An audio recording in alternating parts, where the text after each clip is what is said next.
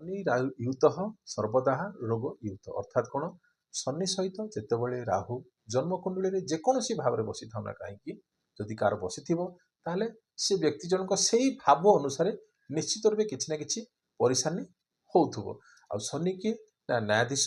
ଆଉ କ'ଣ ହଉଛି ନା ଆଳସ୍ୟ ଗ୍ରହ, ଆଉ ରାହୁ କିଏ ନା ଭ୍ରମ ସୃଷ୍ଟି କରେ, ମନରେ ବିଭ୍ରାନ୍ତି ସୃଷ୍ଟି କରିଥାଏ। ଯେତେବେଳେ ଏ ଦୁଇଟି ଗ୍ରହ କ'ଣ ଯେକୌଣସି ଭାବରେ ଆପଣଙ୍କର ବସନ୍ତୁ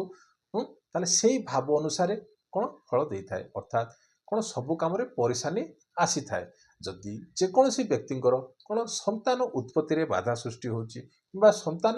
ହେଉନାହିଁ କିମ୍ବା ସନ୍ତାନ ମାନେ ଗଲତ ରାସ୍ତାକୁ ଯାଉଛନ୍ତି କିମ୍ବା ଆପଣଙ୍କର ସନ୍ତାନ ମାନେ କ'ଣ ଖରାପ ରାସ୍ତାକୁ ଯାଉଛନ୍ତି, ଦେଖନ୍ତୁ ଆପଣଙ୍କର ଜନ୍ମକୁଣ୍ଡଳୀରେ ପଞ୍ଚମ ଭାବରେ ଶନି ରାହୁ ଗ୍ରହ ମିଶିକି ନାହାନ୍ତି ତ ଯଦି ଅଛନ୍ତି ତାହେଲେ ପୂର୍ବ ଜନ୍ମରେ ଅର୍ଥାତ୍ ପୂର୍ବ ଜନ୍ମରେ ଆପଣ କୌଣସି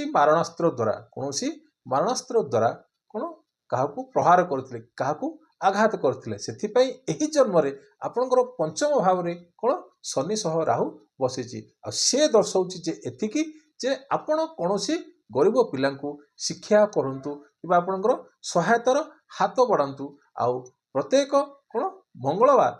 କିମ୍ବା ଆପଣଙ୍କର ଶନିବାର ଦିନ କ'ଣ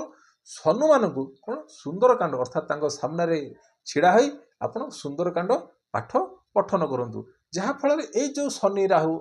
ୟୁତିଟି ଆପଣଙ୍କ ଯେଉଁ ପଞ୍ଚମ ଭାବରେ ଅଛି ଏହା ବହୁତ ମାତ୍ରାରେ କ'ଣ ହେବ ନା ଦୂରୀଭୂତ ହେବ।